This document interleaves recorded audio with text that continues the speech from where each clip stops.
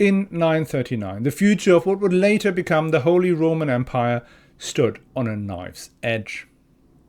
Otto I, the recently crowned king of East Francia, looked across this lovely stretch of water near Birten, and his heart was full of fear.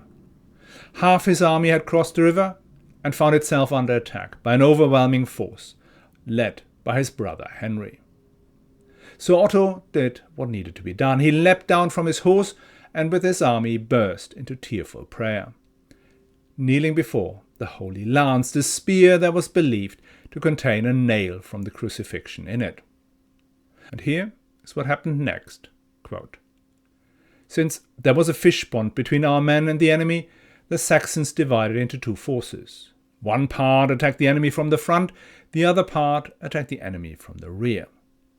And as they crushed their opponents between them, the few were able to hem in the many.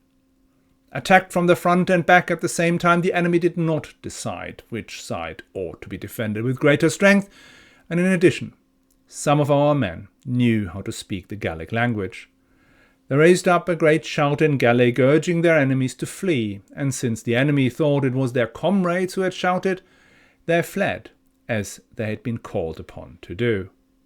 End quote.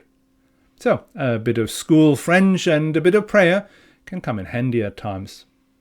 Otto prevailed at least for now, but his trials and tribulations were far from over.